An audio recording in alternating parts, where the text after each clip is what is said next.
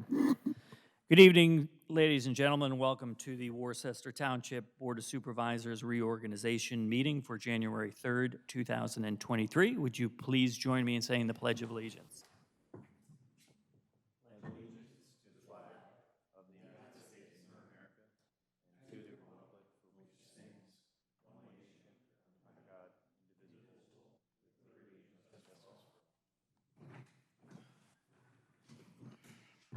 My name is Rick DeLello. I'm the chairman of the board. To my left is Lou Betts, who's our vice chair. To my right is Steve Quigley, who is our third member. We have Sean Halbum, who is our township manager, and Amanda Lafty, who is our assistant township manager, with us tonight as well. This is the reorganization meeting. I think our audience has all attended this meeting at some point in the past. As you know, it's predominantly procedural as we go through a series of motions of temporary appointments, then permanent appointments, set schedules, and a variety of other things. We will go through the mechanics of that as smoothly as we can. Ultimately, anytime there's a motion, there'll be public comments allowed on those items, and we'll just sort of work through from top to bottom. First and foremost, does anybody have any informational items for the board tonight? This meeting is being recorded for future broadcast. Thank you, Sean. Next item is public comment. We do request you keep your public comment to 5 minutes. Does anybody have any public comment for the board this evening?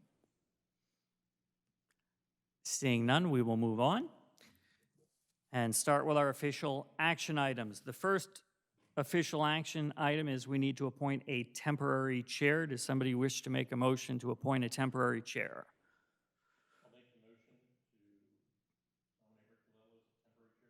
I'll second that. It's been moved and seconded. Is there any public comment regarding the motion on the floor? Seeing none, I'll call the question. All those in favor? Aye.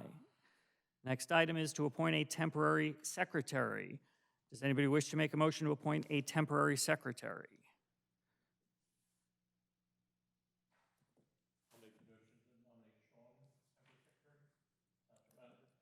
I'll second that. It's been moved and seconded. Is there any public comment regarding the motion on the floor? Seeing none, I'll call the question. All those in favor? Aye. Motion passes.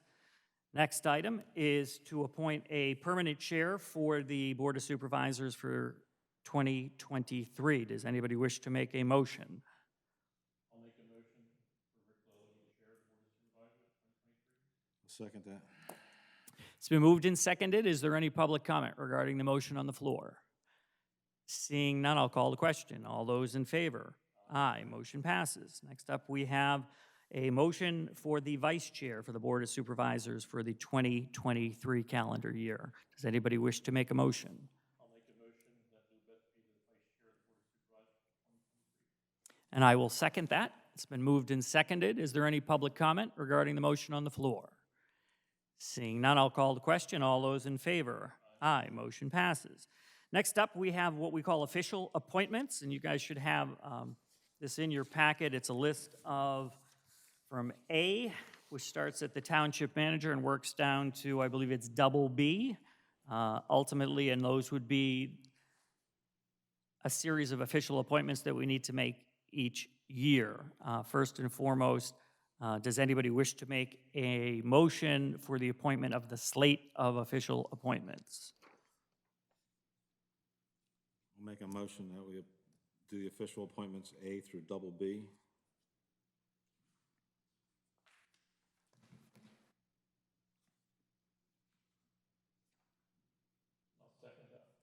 It's been moved and seconded. Is there any public comment regarding the motion on the floor?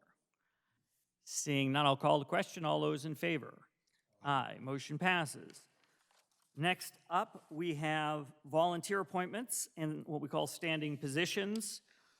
These are a few different ones. We're starting with item A, which is the vacancy board chair. Let me just say a couple of words on this one because I know that there's, at least for me, there's been some confusion as to what this role actually even is and where it comes into play.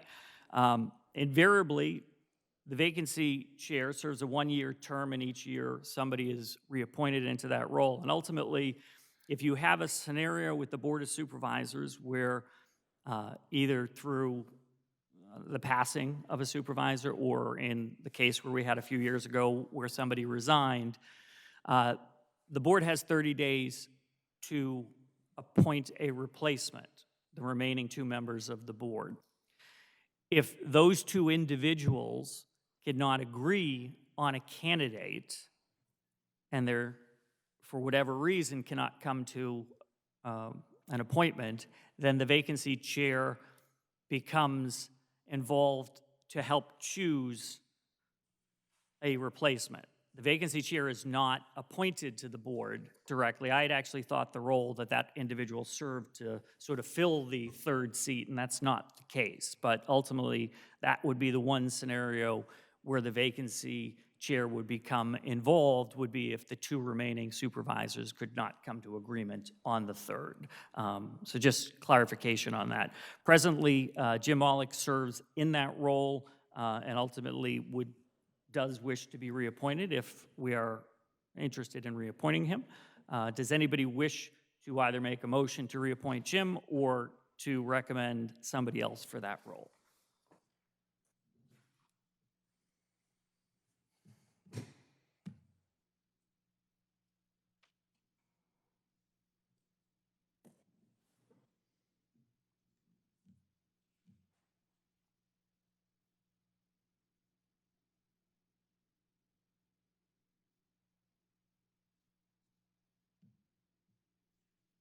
Rick, I guess the question's up as far as the use, and I've been around for a long time, at least supervisor, and beyond that, it's a position that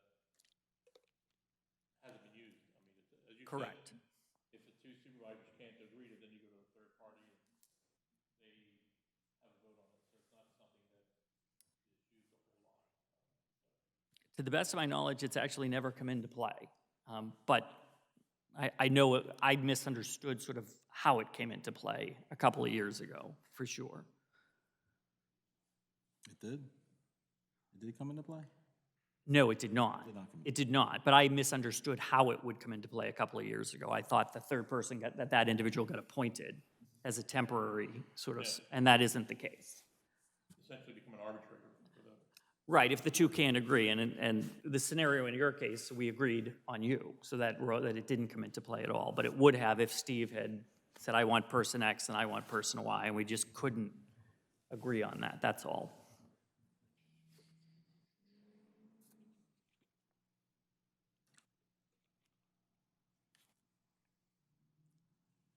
There's 2 people up for the vacancy board, correct? There are 2 people that have expressed interest, Jim, who is seeking reappointment, and then another individual who expressed some interest in serving as well.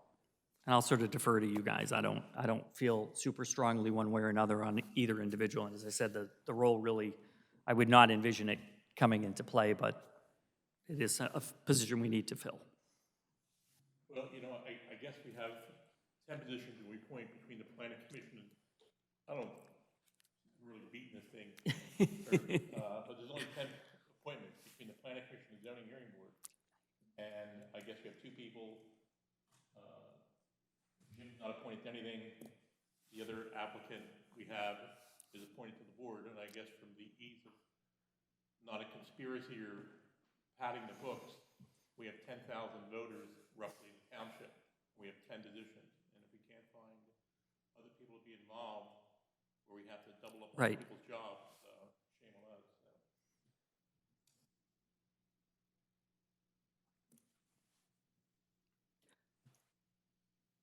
So do you wish to make a motion to reappoint him? Oh, well, I can make the motion. I'll make the motion to reappoint Jim. Driscoll?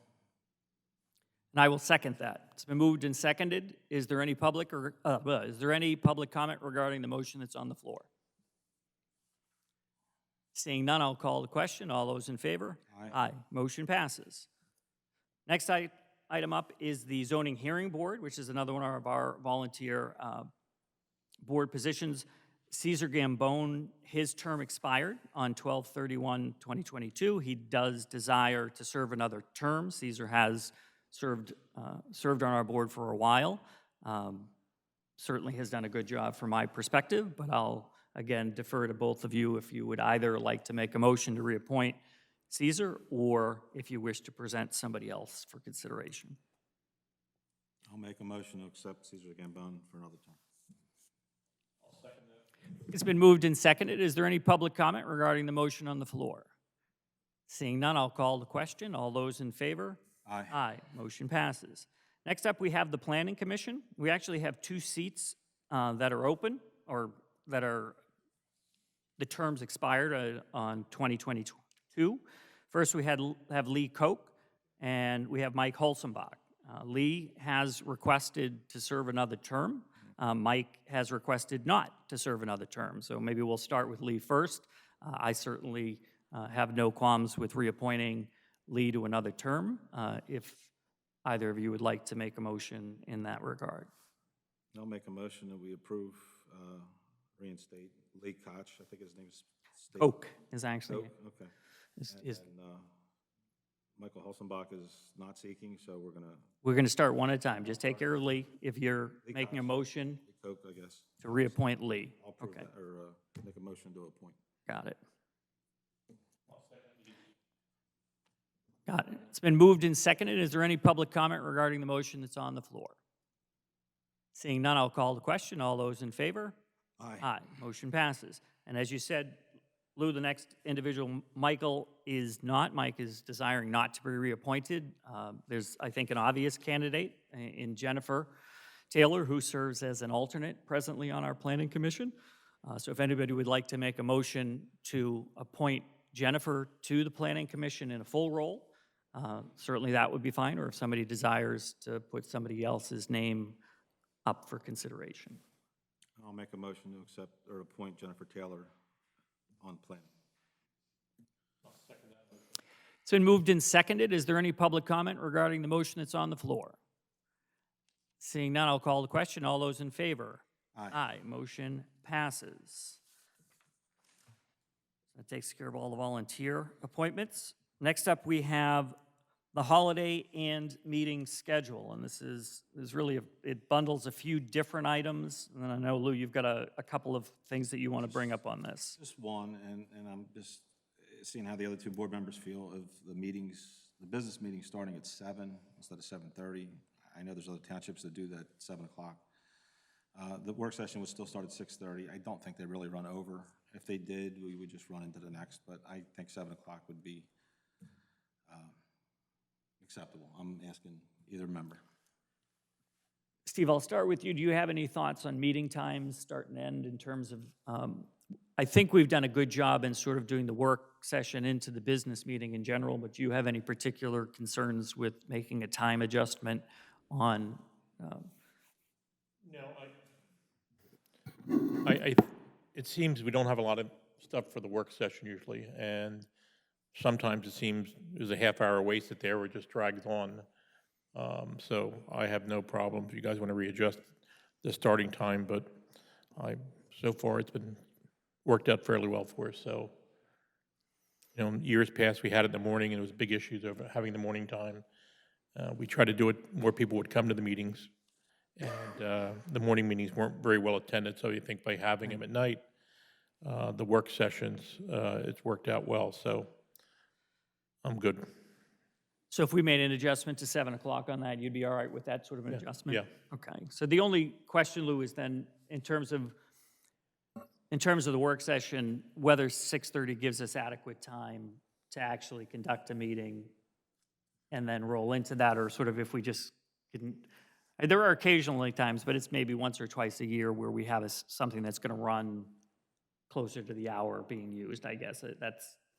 I'll defer to you, Sean, like how, certainly I don't have an issue with going 7 versus 7:30. I think that still gives public that wants to come adequate time to get from work to hear, and maybe even encourages people to come out in terms of that. But how would we handle the work session? The only requirement is that we would need to re-advertise the meeting times to reflect the new time.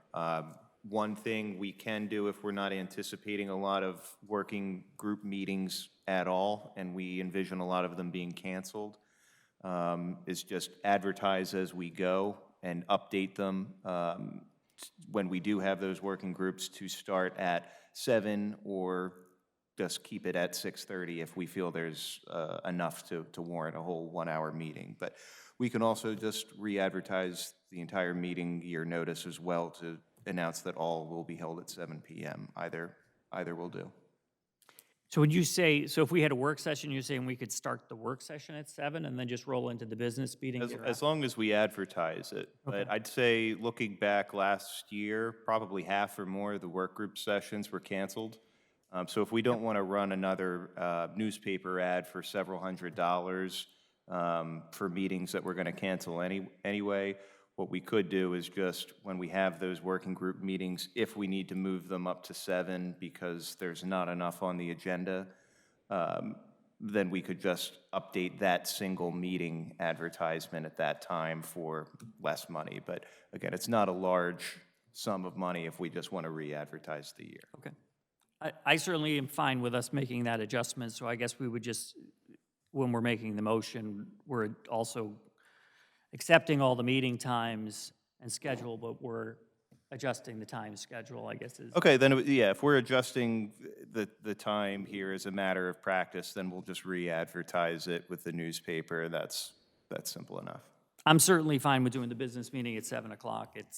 Again, I think that certainly works, and I think we can sort of take the work sessions as they come. If we need to make adjustments or minor advertising adjustments, I think we just handle them as needed. But certainly, I would envision a handful of work sessions through the year, and just want to make sure we, when we do occasionally have a topic that warrants longer conversation, we're not being hogtied. That's all. So, What do you do? Make a motion, or we don't need to change it? so we're going to make a motion to accept the meeting schedule as amended, As amended, yes. in discussion to 7 p.m. as a start time for the Board of Supervisors meeting, and then the remaining schedule as presented. Does that sound right, as a motion? That is correct. Second that. All right. Make it easier for you. And, Rick, way we can adjust that is, I look at some of the things on the work session, and really, they could be put in a supervisor's meeting. I mean, so we could, play around with the scheduling, who goes where then, if we think it's going to run a little bit longer. That's a good point. I mean, we certainly can make those as unofficial items that, Right. that don't have a voting, we can just work with how we communicate that. So, fair enough. So, for our audience, ultimately, at the end of the day, we're looking to move the 7:30 meeting up to 7 as a start time, and then just sort of tinkering around when we have a work session to work that in. Still video recording as we always have for people who can't attend, but we get you. We're not going to we don't have to tell people. So if you're out and your wife doesn't know you're out, you're okay, Bert. Like, we're not going to report that the meeting was 7 instead of 7:30, and you can sneak an extra slice of pizza and a beer somewhere. But it's been moved and seconded, first and foremost. Is there any public comment regarding the motion that's on the floor? Seeing none, I'll call the question. All those in favor?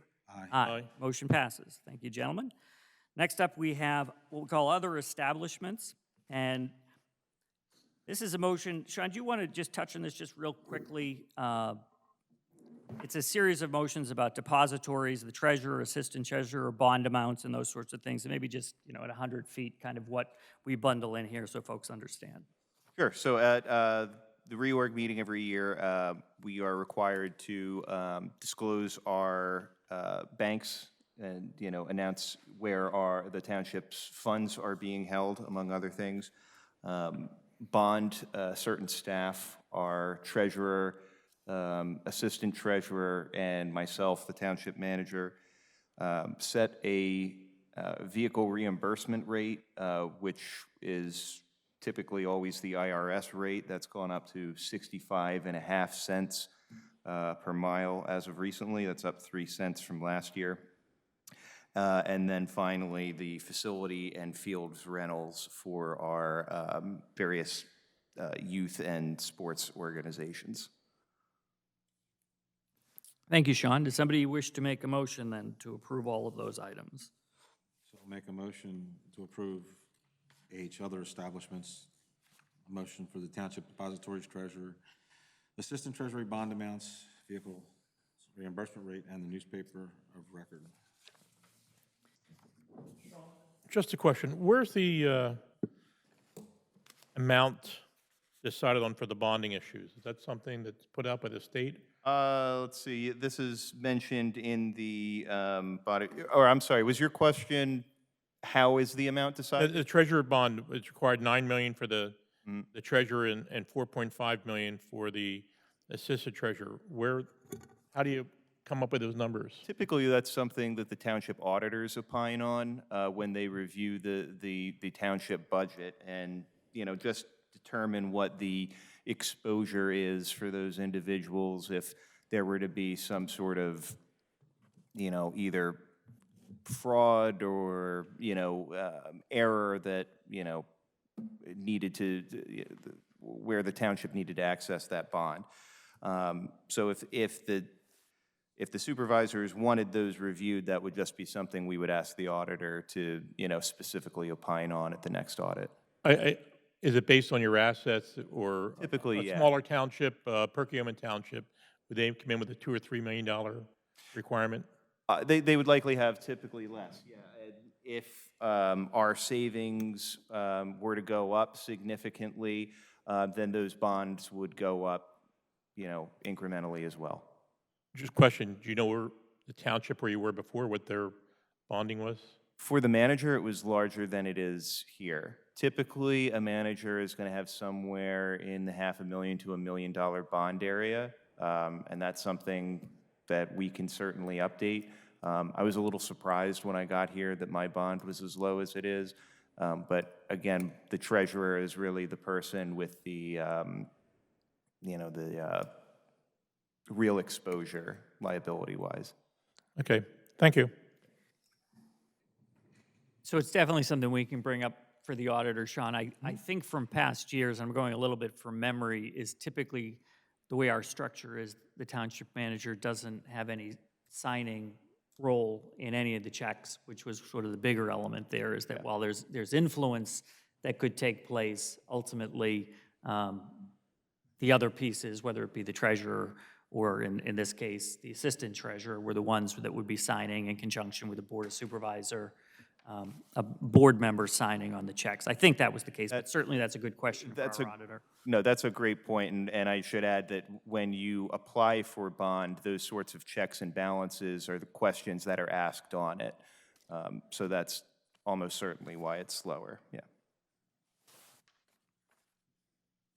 I think we just, Good, I'm good. I think we just need I'll second a that second, motion. that's all. Okay, so it's been moved and seconded. Is there any public comment regarding the motions on the floor? Seeing none, I'll call the question. All those in favor? Aye. Aye, motion passes. Next up, we have, let me see where I'm at. Item I, which is Resolution 2023-01, and this is going to be a resolution to authorize certain activities conducted by the Worcester Township Volunteer Fire Department. Just at a very high level, what we did several years ago was sort of bundled. There's a series of activities that the fire department does each year or potentially does each year, and we, as opposed to having them come to a board meeting or to the township to get approval every time they had those sort of standing events, we put it in a single resolution in the reorganization meeting to make it just a little bit easier for them to do the standing items that they do. So that's the nature of what that item is, and I'll certainly entertain a motion if somebody would like to make one. Make a motion, we approve Resolution 2023-01 for the resolution for the certain activities of the Worcester Township Volunteer Fire Department. I'll second that. It's been moved and seconded. Is there any public comment regarding the motion on the floor? Seeing none, I'll call the question. All those in favor? Aye. Aye. Motion passes. Next up is Resolution 2023-02, and this is a resolution to establish a fee schedule. Sean, I am going to ask you just to make a couple of quick comments in terms of the fee schedule in general. One, if there's just any unique items this year, but also just in a general sense, how we go about setting fees, because that's always a question we get from residents from time to time. Sure. So Worcester does have a unique way of setting fees. Looking back at the sort of Excel calculator that's been used, it multiplies the value of staff time by the estimated amount of time they're going to spend processing these different permits, which is, I'll say, unusually specific. Most townships have more simple formulas for calculating those fees. Of course, the fees are legally required to be at or less than what the township is paying to administer those services and reviews. So you cannot profit off of your fees. So it's good to have a solid formula.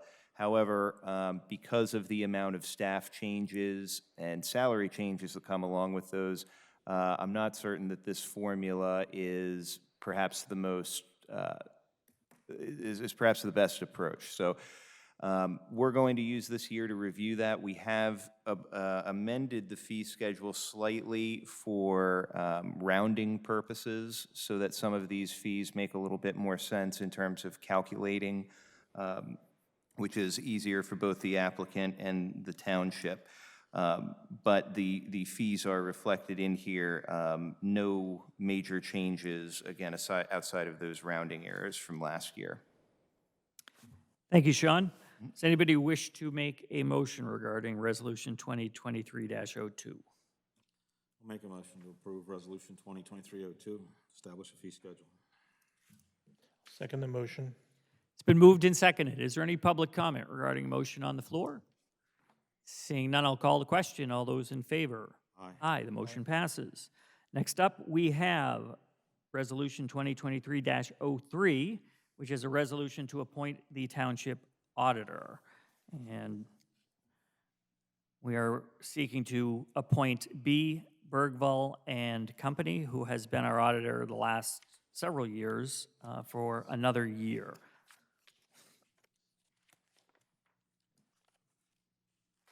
Everybody happy with that one? So I'm certainly fine with them in terms of that, but I would say, Sean, one of the items I know you talked about a couple of meetings ago, but just in general is probably good practice for us to be just periodically looking at the auditor as an outside, just to make sure we're sort of auditing the auditor, if you will, from time to time. Certainly, we've been happy with the work. They, I think, have done a good job in the years that I've been here, but as always, I think just good practice to periodically take a look at that, but certainly I'm fine with them doing the audit in the next year. Steve, you got any thoughts on I that? think they've been very thorough over the years, just accessible, so I have no problem with their service. I'll make a motion to approve Resolution 2023-03, appoint the township auditor. The name again? B. Bergvall and Company. There you go. I'll second that motion. It's been moved and seconded. Is there any public comment regarding the motion that's on the floor? Seeing none, I'll call the question. All those in favor? Aye. Aye. Motion passes. Next up, we got Resolution 2023-04, which is going to be a resolution to authorize destruction of certain public records in accordance with Act 428 of 1968 and the Municipal Records Manual. Sean, again, I'm going to defer to you just real quick to sort of, obviously, public records are really important that we keep and maintain, and just sort of let everybody know for the public record that we're working off a very specific act and schedule in terms of when we choose to. Correct. So at some point in the past, the township passed a resolution to effectively adopt the state's guidelines for record retention. And this is the sort of annual, record destruction for all of those records that are now outside of that retention window. So this is sort of just a perfunctory task, keeping our files tidy annually. Thank you, Sean. Does anybody wish to make a motion on this item?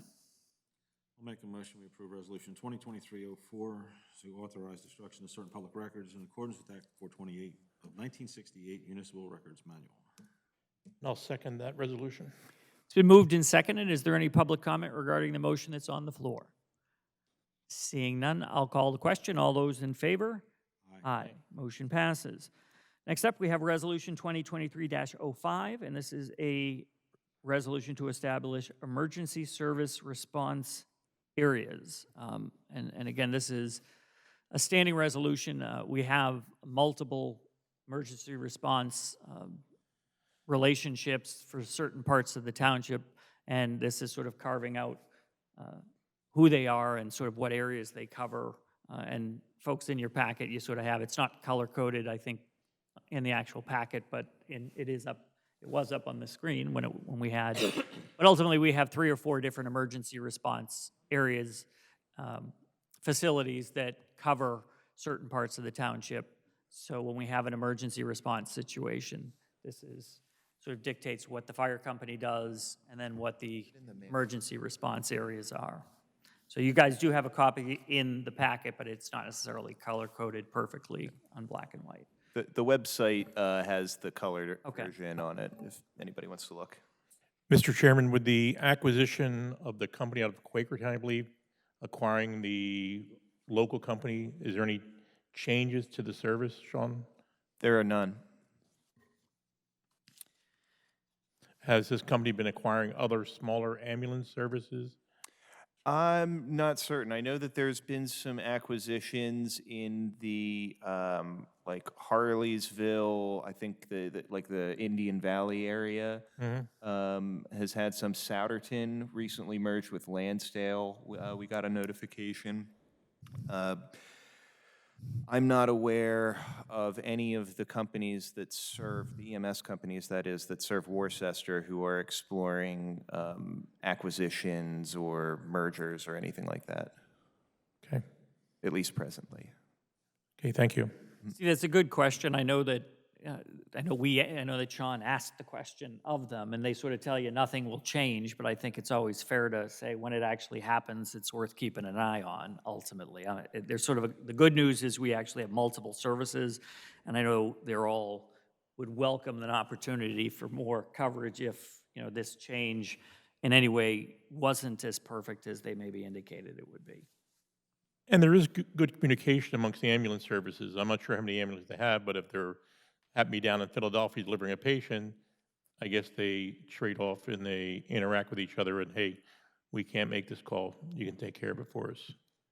And I think it's reciprocal in nature. So, Yeah, it's the state has made it a very sort of hard business to be in over the last, there's just the mandates come down and they need to follow them. And I know that our past manager spent a lot of time over the last few years because they kept tinkering with the sort of the guidelines for EMS coverage, but invariably, I know that we've been happy overall, and certainly like there were some changes to put somebody specifically at Meadowood last year, and we had to vote on that, and that seems to, my understanding is that that's worked out well and not had any issues there. I guess one of the concerns you often see is the people who have problems with their bonding and finance issues are these ambulance companies. There's always somebody with their hand on the till, and I think we've been very good with the companies we've had lately. So, I would agree. I certainly would entertain a motion if somebody would want to make one. I'll make a motion that we approve Resolution 2023-05 to establish a emergency service response areas. and I'll second that motion. It's been moved and seconded. Is there any public comment regarding the motion that's on the floor? Seeing none, I'll call the question. All those in favor? Aye. Aye. Motion passes. Next up, we just have other business. Does anybody wish to bring any other business up before the board this evening? Do not. I do not, other than to sort of just reiterate, this is our reorganization meeting, so we would, we obviously still have a standing meeting in January where we conduct all our sort of normal business items. And will that time be adjusted? It says January 18, so will that still be at 7:30 or 7? That will not. That will now be adjusted to 7 o'clock, and I know our new staff will make sure that that is communicated adequately. Assuming we have a work session. Do we? I don't have any work session items for the 18th at this time. No, we're looking to move the start time at 7 p.m. for the business Oh, excuse me, for the business meeting? Yes. Okay, yes. Yes. So 6:30 for the, okay. Help him. That will certainly need to be added. Slid over. It's late. So to your question, Lou, that will be at 7 p.m. will be when the business meeting is on, I think it's the 18th. As there is no other business, I will actually open it up. It's not on our agenda, but I will also, as there's only 3 people in the audience, does anybody wish to make any public comment? Kim?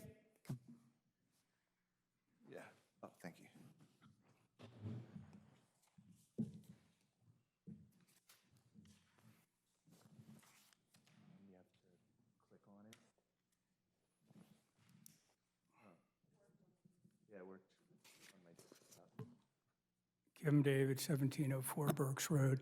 And just another year of able to preserve open space in our township. I'm just so glad. I had the opportunity to walk the Zacharias Creek Trail on New Year's Day, and it was packed. It was unbelievable. Couldn't get parking in the Hollow Road parking lot. Had to go down to Hebner and walk back up. And, you know, I just thought to me how beautiful that trail is, and that we might want to go think about preserving those lots, those 3 building lots along the Zacharias. To develop those would detract from that site so much, and our township residents appreciate that trail. It's unbelievable how many people are walking dogs out there and walking themselves and getting exercise. So I just hope this year you would consider trying to preserve those lots and add to our open space preservation efforts. Thank you, Kim. I appreciate that. Any chance you could consider that? So I would say we would always consider that, but I don't want to give any false hope either. I mean, we certainly have no plan defined or undefined to do anything with them at this juncture. The question just would become at some point whether we would decide to sort of memorialize them and preserve them in perpetuity or not. But they are assets, and we certainly have no plan to sell them and do anything with them at present. I know that's, and we haven't obviously for several years. I mean, there's no plan to do anything with them other than what they are. We almost lost them a year or two ago. That's not true. That is not true. I think we hired somebody to auction them off, or Not true. Tommy tried to push that through. So let me just correct you. That's not correct at all. So we wanted to have a conversation on them, and one of the items that we wanted to do to value the asset was they would have had to have been appraised just to value the asset, but there was never an offer to sell them. There was never a presentation to sell them in any way, shape, or form. But ultimately, we can't discuss that at all if we had not put it on an agenda item and come out and had it in the public, and then it very quickly sort of escalated from there. But we never had an offer to sell them. We never had an offer to do anything with them. But we would have, in order to even have a conversation about that, we did have to talk about whether we wanted to do an appraisal on them so that we even had some sense of what the value of those assets are. And I never went any further than that. But ultimately, an appraisal step is not a step of selling. And we never had, and Steve, you can certainly concur, we never ever had a conversation to sell them, that I recall. Right, Rick. To echo your comments, we, the township, didn't go out soliciting any information. I believe a developer came and talked to Mr. Ryan and said, hey, these lots are worth a lot of money. I think that's really where it came from. And then it turned into a firestorm. We never had a conversation about, hey, let's look at these assets and sell them off. It was something then that the public got a hold of, and it came whispered down the street. And before you knew it, we were selling lots and doing all kinds of things to it. I guess, so, right, I think the township was never involved in the process of selling those lots, but someone got it, the message misconstrued, and we sat here and listened, was rather shocked how the whole thing I remember started the as a meeting quite bonfire. well. We took a lot of shrapnel. I'm looking at it, really? I think it shows how much the township wants to preserve those lots, though. Yeah. Well, I understand your point on that fully. I do. Thank you. I do. Hey, Kim, I think a comment to your logo is, once it's gone forever. And I think as a township asset, you know, once it's gone forever. You know, we don't have a crystal ball here in the township deciding where we're going to be. We are a very fortunate township to have the assets we have, and I think we try to manage them in a fashion that makes the township residents proud of the way we conduct our business here. We watch our assets, much like you watch your assets in your position. It's an asset the township. It's a very valuable asset the township has. You know, it could go up or go down, but we're keeping it as an open space. We have no intention, at least when I'm sitting here, have any intention of selling that asset or doing anything with it. You know, it's there. You don't know what's going to happen in the future. Okay, well, keep in mind trying to preserve it permanently. Well, you know, Kim, I think maybe if our open space fund gets up to a few $1,000,000, then we can look at that. But, you know, I'm still waiting for those people to start pouring the money in to the open space fund. Thank you. Okay, thank you. As always, we appreciate the comments. Does anybody else wish to make any public comment tonight? Jim?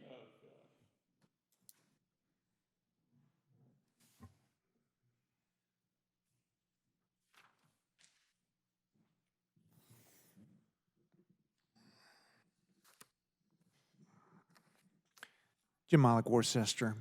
I was at the meeting too. What you guys are 100% correct about what happened with these building lots that have sewer hookups, that have water hookups. And in preparation for the meeting, I reviewed the plan.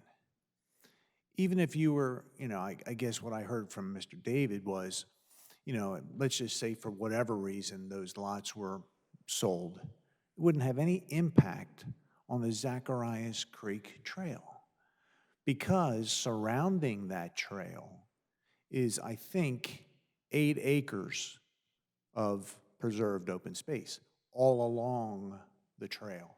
So it's not like the trail gets cut through and then the lots are right up to the trail. I think there's an 8 acre, if I remember correctly, there's an 8 acre buffer, at least 6 to 8. It's almost like a rectangle that includes the Zacharias Trail. So to come up here and say, well, if we sell the lots, you know, there goes Zacharias Trail, that's not true. Misinformation, you just heard some right there about what happened at the meeting, that you guys were going to sell the property. Total misinformation. And then that misinformation gets transferred to people in the community and get them all riled up. They come out when you guys weren't thinking of doing anything. I mean, that's the problem, is misinformation. Now, my point to Mr. David is he wants to preserve that property, lock up the asset. Well, why doesn't Mr. David go to all of his friends, collect some money, and give us $1 million for the lots, right? Then what we could do is do what you guys just did on Hollow Road and buy 40 acres for what? 1.8 million? Yeah, just under 2 million or 2 million, Right. right in that number. 1.8 million for 40 pristine acres instead of worrying about 8 acres of whatever that's got hookups, assets, and everything else. It's a matter of quality of open space. I've always been about quality open space. Your open space deal on Hollow Road was superb. That's how you buy open space. 40 acres at a discount, no steep slopes, wide open. That's the kind of stuff that you get. You don't go purchase 10 acres, 12 acres, you know, it's just not the way, in my opinion, that's not the way you do it, okay? As far as the conduct of the meeting tonight, you know, you don't know how far we've come. I mean, I've been coming for 20 years. I was coming when John Harris wasn't announcing executive sessions. He didn't have to. John Harris was approving open space purchases, voting on giving money before the meeting started and without public comment. I was here when Art Bustard was running one of these reorganization meetings, blowing through everything without taking public comment. So where we are now to where we used to be is like light years away. You know, the way you conducted the meeting, perfect. Motion, second, comment, all that stuff. The other thing is, you know, because you and I ran for supervisor, a couple of my things I wanted to get done were videotaping the meetings, which we do. Fantastic. Change of meeting time. This used to be a 7 in the morning or 7:30 in the morning meeting. I advocated for evening meetings. Mr. Betts' idea about changing the business meeting to 7 o'clock. great idea. Because you're sitting around here sometimes, 7:30, you know. So those, I mean, there's some positive things that have happened here over time. So I would continue to do it. Thanks. Thank you, Jim. We always appreciate the comments. Bert, you want to make a comment too, or are you good? There you go. 66% participation. We'll take it. Motion to adjourn. Thank you for coming, guys.